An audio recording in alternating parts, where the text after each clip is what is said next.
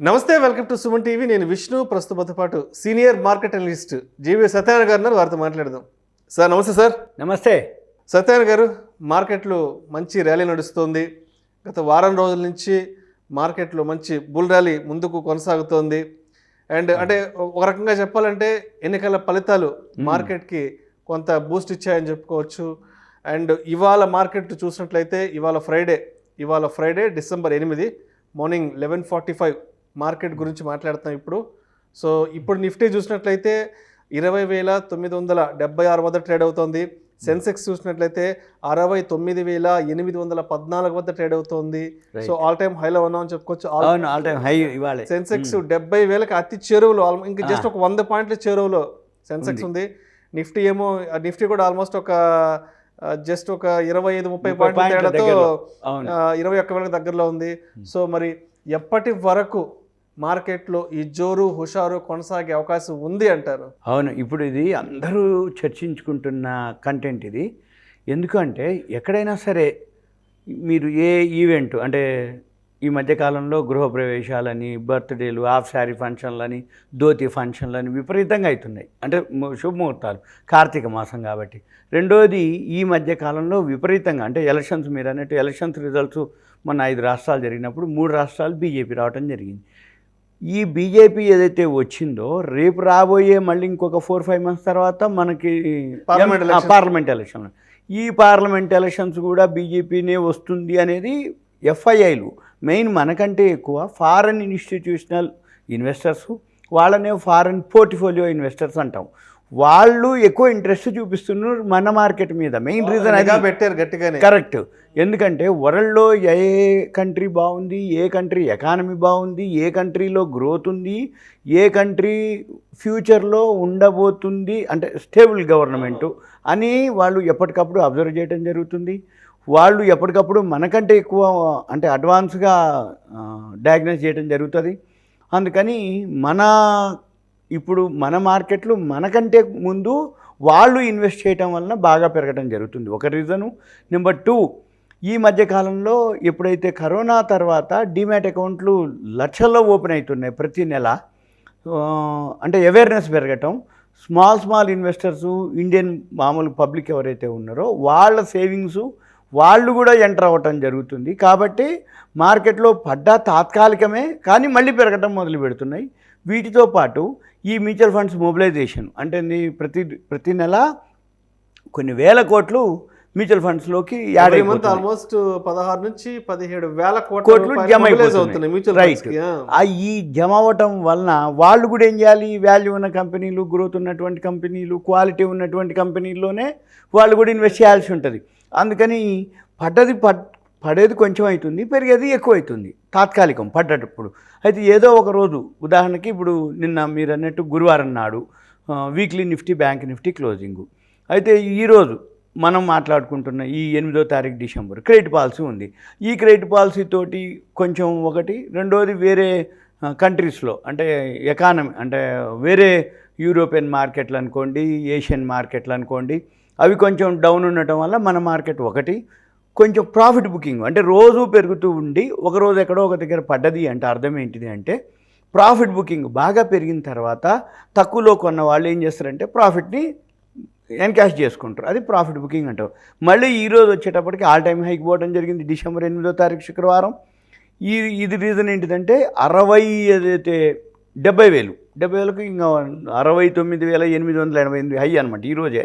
ఇంకొక 112 పాయింట్లు అయితే వచ్చేసింది. అంటే 70,000కి వచ్చేసినాం మనం.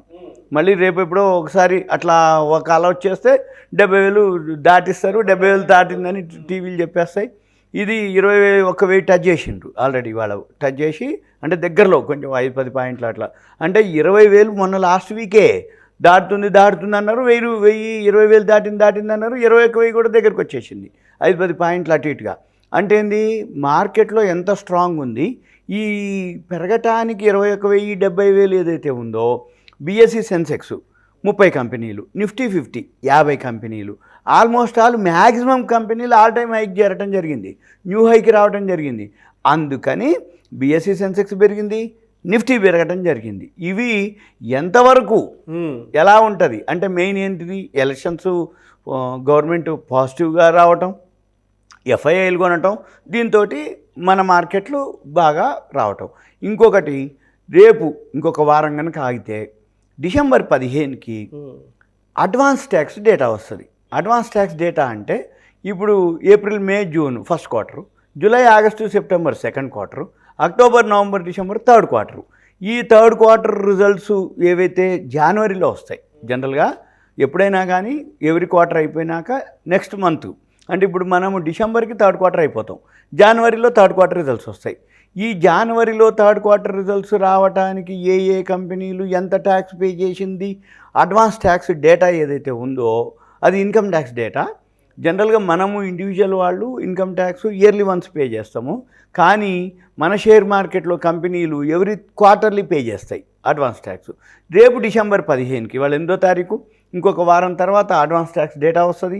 అడ్వాన్స్ ట్యాక్స్ డేటాని బట్టి ఏవైతే కంపెనీలు ఎక్కువ ట్యాక్స్ పే చేస్తాయో అవి జనవరిలో ఇంకా పెరుగుతాయి. ఇప్పుడు పెరగటం కాదు, ఇప్పుడు ఇంత పెరిగింది ఇంకా పెరుగుద్దా లేదా అనేది లేదు, ఇంకా పెరుగుతాయి. ఎప్పుడు పెరుగుతాయి? జనవరిలో పెరుగుతాయి. ఎట్లా తెలుస్తుంది? అడ్వాన్స్ ట్యాక్స్ డేటా డిసెంబర్ 15కి వస్తుంది. మరి ఈ డిసెంబర్ 15కి అడ్వాన్స్ ట్యాక్స్ డేటా ఎక్కువ వస్తుందా తక్కువ వస్తుందా? ఎక్కువ వస్తుందా తక్కువ వస్తుందా అనే దానికి మెయిన్ రీజను ప్రతి నెల ఏవైతే జిఎస్టీ కలెక్షన్స్ ఉన్నాయి, ఈ జిఎస్టీ కలెక్షన్స్ డేటా చెప్తుంది. మనకిప్పుడు ఈ మధ్య కాలంలో హైయెస్ట్ అంటున్నాం. ఏంటిది? జిఎస్టీ అంటే ఏంది? ట్యాక్స్. అంతకుముందు మనం సేల్స్ ట్యాక్స్ ఏదైతే ఉందో అది ఇప్పుడు జిఎస్టీ అయింది. ఈ జిఎస్టీ ఎంత ఎక్కువ కడుతున్నారు అంటే ఎక్కువ టర్న్ ఓవర్ జరిగింది అంటే ట్యాక్స్ ఎక్కువ పే చేస్తారు.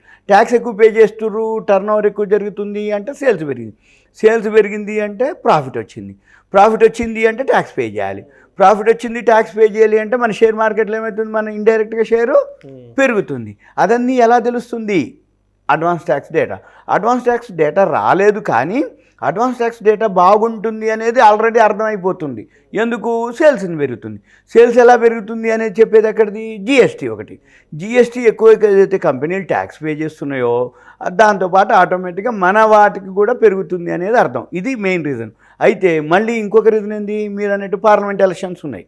ఈ పార్లమెంట్ ఎలక్షన్స్ కూడా రాబోయే రోజుల్లో ఇంకా అంటే ఉన్న గవర్నమెంటే ఉండవచ్చు, స్టేబుల్ గవర్నమెంట్ ఉండొచ్చు అనేది ఒక నమ్మకం అన్నమాట. ఆ నమ్మకంతో అంటే గవర్నమెంట్ పాలసీలు అనుకోండి, గవర్నమెంట్ ఏదైతే ఇప్పటి వరకు చేసినటువంటి పథకాలు అనుకోండి, ఇప్పటి వరకు చేస్తున్నాయి అనుకోండి, అంటే షేర్ మార్కెట్కి హెల్ప్గా, అంటే ఏంది, కంపెనీలకు సబ్సిడీలు ఇవ్వటం, రాయితీలు ఇవ్వటం, లోన్లు ఇంక్రీజ్ చేయటం, ఇవన్నిటితోటి ఈ షేర్ మార్కెట్ అనేది ఇప్పుడు మనకి ఇంకా అన్నమాట. అంటే ఫండ్స్ ఇన్ఫ్లో ఎక్కువ ఉంది, గ్రోత్ ఉంది.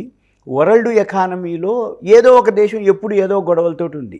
అంటే ఉదాహరణకి ఈ మధ్య గాజా, ఇజ్రాయిల్, అంతకుముందు రష్యా, ఉక్రెయిన్, లేకపోతే ఈ అమెరికా వాళ్ళు, రష్యా వాళ్ళు, లేకపోతే ఇంకో దేశం వాళ్ళు, ఎప్పుడు ఆ బోర్డర్లోనూ ఏదో ఒకటి ఉంది. మనకు లేవు.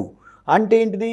మనము ఏదైతే గవర్నమెంట్ స్టేబుల్గా ఉంది, మనకు యుద్ధాలు కానీ అటువంటివి కానీ ఏం లేవు. ఏదైనా ఉన్నా కానీ ముందే మనము బోర్డర్ నుంచి ఉన్నారు, మనకి బోర్డర్లో మన వాళ్ళు ఉన్నారు కదా, అంటే చైనా వాళ్ళను, పాకిస్తాన్ వాళ్ళు బోర్డర్లో ఉంటాయి. అవన్నీ ఇప్పుడు ఏంటిది? కామన్. పెద్దగా ఏదైనా అన్నా కానీ ఎదుర్కొనే శక్తి కానీ వాళ్ళని తిరిగి మనం మన బోర్డర్లోంచి పంపించేది అనేది కూడా ఉంది. కాబట్టి అటువంటిది ఏం లేదు. మార్కెట్ మాత్రం ఓకే, పాజిటివే. కాకపోతే మనం చూడవలసింది ఏంటంటే వాల్యూ ఉన్నాయా లేవా, క్వాలిటీ ఉన్నాయా లేవా, గ్రోత్ ఉన్నాయా లేవా, ఏ సెక్టార్ బాగుంది, అవి చూసుకొని మీరు ఎంటర్ అవ్వాలి. Nifty 50 safe. నిఫ్టీ 50 ఆల్రెడీ బాగా హైలో ఉంది. నిఫ్టీ 50 ఇప్పుడు అన్ని కంపెనీలు, మ్యాక్సిమం కంపెనీలు ఆల్ టైమ్ హైకి రావడం జరిగింది.